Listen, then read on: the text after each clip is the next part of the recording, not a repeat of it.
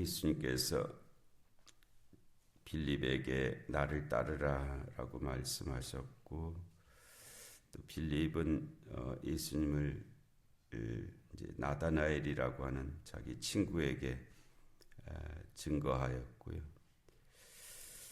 그의 증거가 참으로 놀랍죠. 모세가 율법에 기록하였고 여러 선지자가 기록한 그 일을 우리가 만났으니 요셉의 아들 나사렛 예수니라. 엄청난 증언입니다.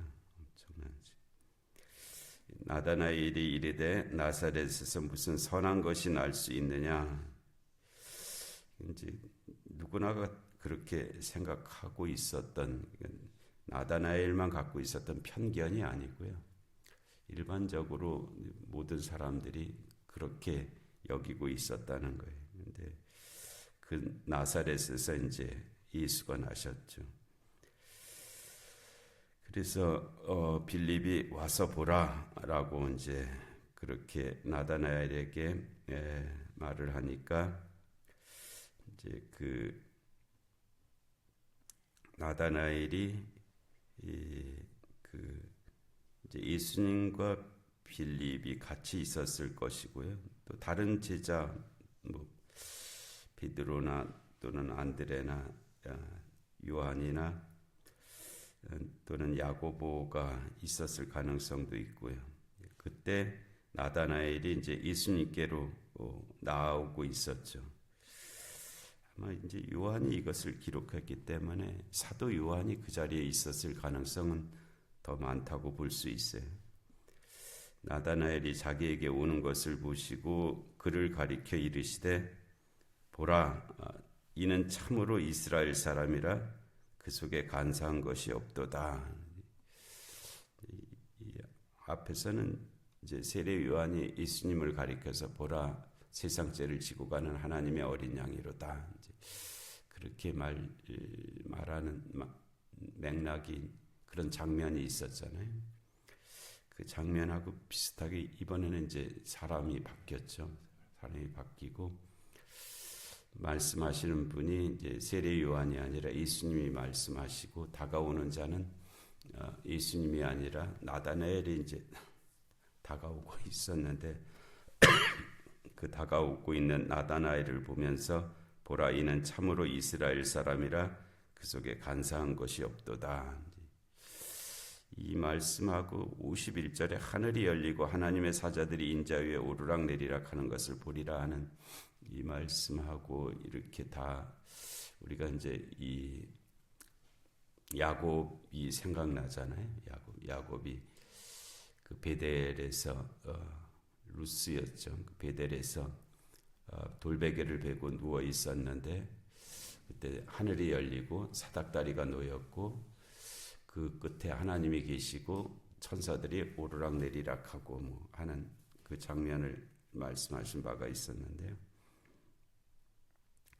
그리고 이제 그 32장에 가면은 야복강에서 그 야곱에게 내 이름이 무엇이냐, 야곱이라 하니까 내 이름을 이제 이스라엘이라 하리라. 이스라엘이 놀랍게도 하나님과 겨루어 이기다, 뭐 그런 뜻도 그렇게 읽을 수도 있는 그런 말이에요. 그래서 그런 것들을 이제 포함해서 이제 하신 말씀이죠. 그 말씀들을 그들은 예수님 알고 계시고 또 그들도 다 알고 있는 그런 말씀이기 때문에 보라, 이는 참으로 이스라엘 사람이라. 이제 야곱이 변해서 이스라엘이 된 거잖아요. 그 속에 간사한 것이 없도다. 요 간사함이 야곱입니다. 감사. 형의 발뒤꿈치를 잡은 자, 속이는 자, 계산하는 자, 뭐 이런 뜻이거든요. 간사함이 그런 거예요. 아마 우리에게 가장 직접적으로 다가오는 그 표현은 계산하는 자가 간사한 자입니다. 계산 자체가 뭐 악은 아니잖아요, 그렇죠?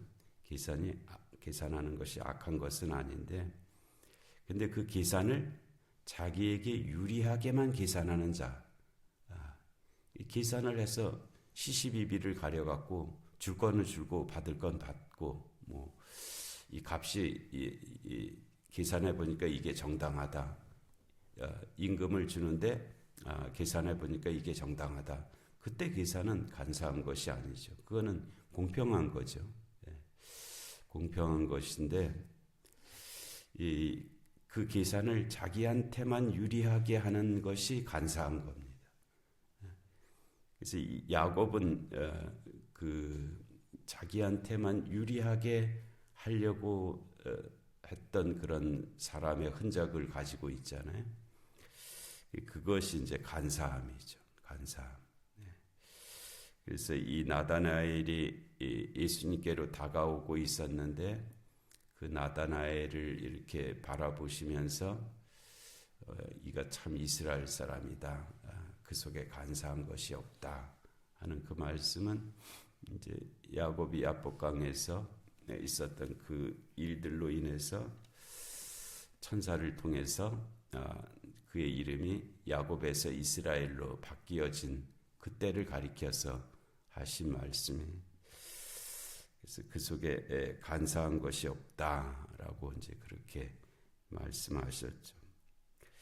이건 큰 말씀입니다. 큰 말씀이 간사하기가 이제 악을 행하는 것은 더 직접적인 죄의 드러남인데 이 간사함은 죄가 교묘하게 드러나는 거거든요.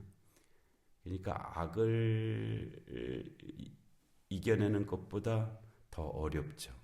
간사함을 이겨내는 것은 훨씬 더 어렵습니다. 왜냐하면 이 간사함이 악인데 이 악인지가 구분이 잘 안 되는 거예요. 지금 내가 간사한 그런 삶을 살고 있는데 이게 잘못인지가 잘 구분할 수가 없습니다. 왜냐하면 내가 판단을 하는 것인데 그게 판단이 잘 안 되거든요. 내가 지금 간사한 건데 이 간사함에서 벗어나서 야곱에서 벗어나서 이스라엘이 되어야 되는데 여전히 야곱에 머물러 있으면서도 자기가 잘못인지는 모르는 거예요. 그 계산이 그렇게 되니까 그 계산이 자기가 잘못이라고 계산이 되지를 않고 그럴 수 있다라고 그렇게 계산이 되는 거예요. 내가 하는 일은 옳다는 거예요. 내가 하는 일에 문제가 없다는 거죠. 그렇게 계산이 되는 거예요.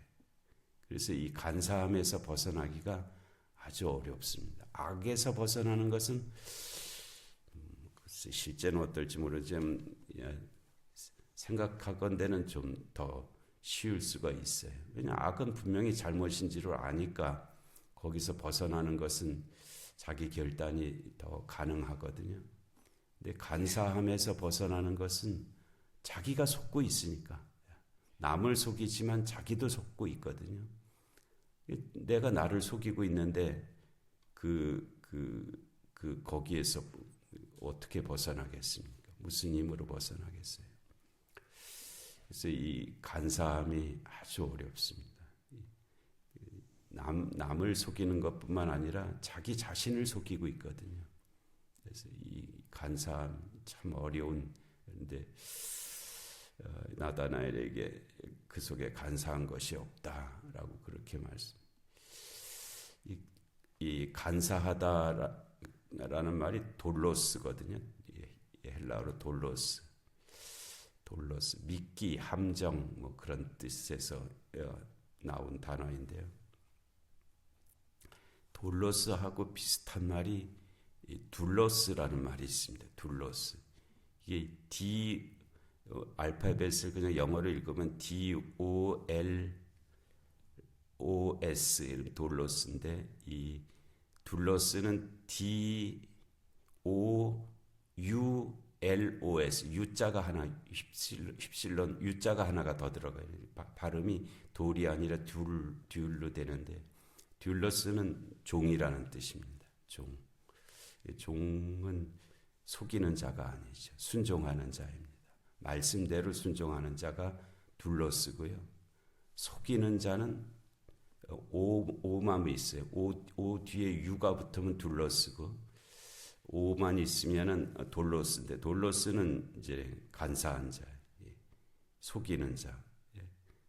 그 뒤에 유자가 붙어 듈로스가 되면 종, 순종하는 자.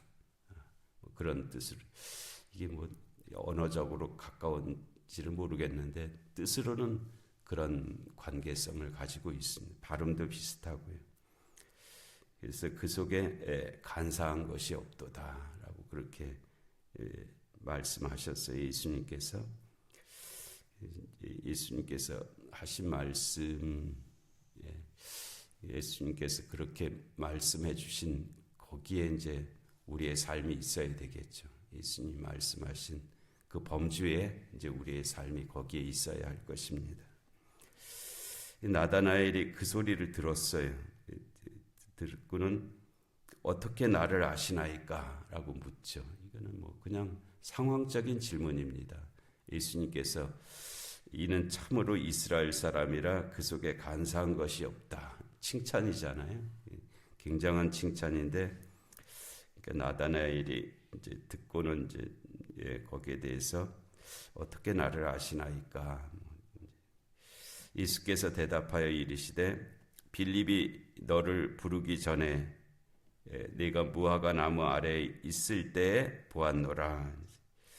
지금은 이제 빌립이 나다나엘을 불러서 와서 보라 하는 그 부름에 이제 이 나다나엘이 예수님께로 나오고 있는 것인데, 그 예수님께서는 그 전에 네가 무화과 나무 아래에 있을 때에 보았다라고 말씀하셔요.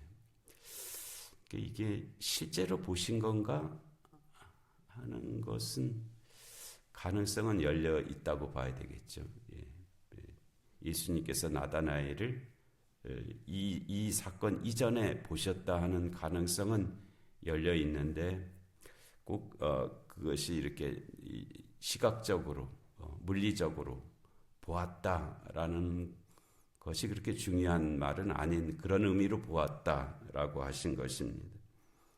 또 무화과 나무 아래에 있을 때라는 이 말씀을 이제 붙여서 보았다라고 한 것은, 무화과 나무 아래에 있을 때라는 것은 그 무화과 나무 아래가 무슨 무화과 따먹기 위해서 있는 자리가 아니고요. 그 이제 기도하는 자리입니다. 유대인들에게 있어서는 무화과 잎이 이렇게 좀 크잖아요. 그늘이 생기고, 그리고 무화과 나무는 이렇게 밭에 있는 나무가 아니고 들에 있고 뭐 어디에나 있는 그런 나무거든요.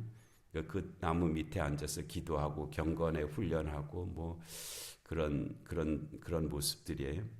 그래서 이 나다나엘이 그러한 삶을 살고 있을 때에 보았다라는 말씀인데, 실제로 나다나엘이 뭐 기도하고 있을 때, 무화과 나무 아래에서 기도하고 있을 때 예수님이 보셨을 가능성도 있는데, 그거는 이제 시각적으로 보았다라는 뜻은 아니고 예수님께서 나다나엘을 안다 그런 말씀을 하시는 거예요. 너의 내면을 안다. 네가 어떤 사람인지를 안다.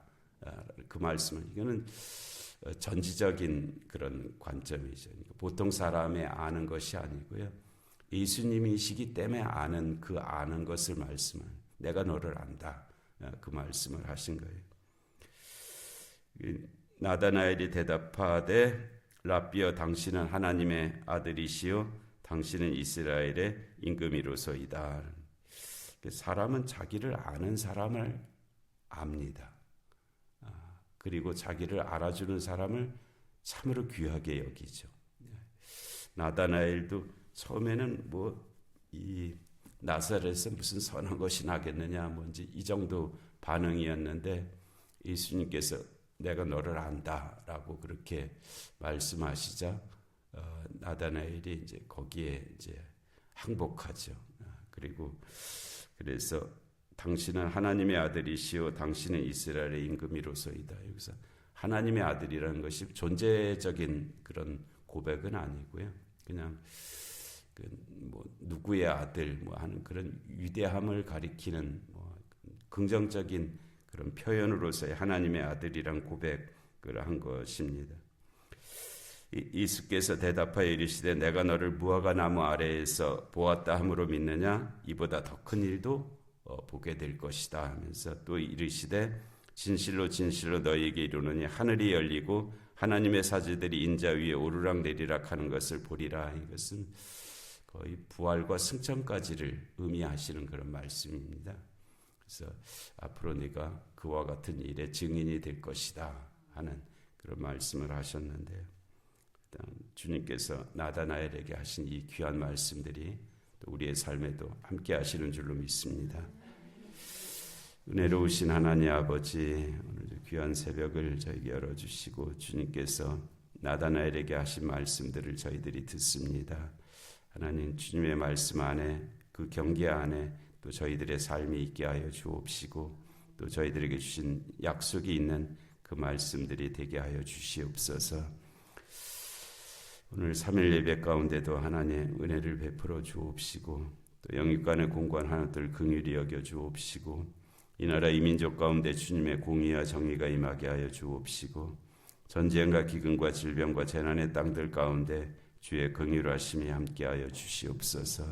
이 새벽 기도 가운데도 은혜의 은혜를 더하여 주시기를 간절히 비옵고 예수님의 이름으로 기도하옵나이다. 아멘.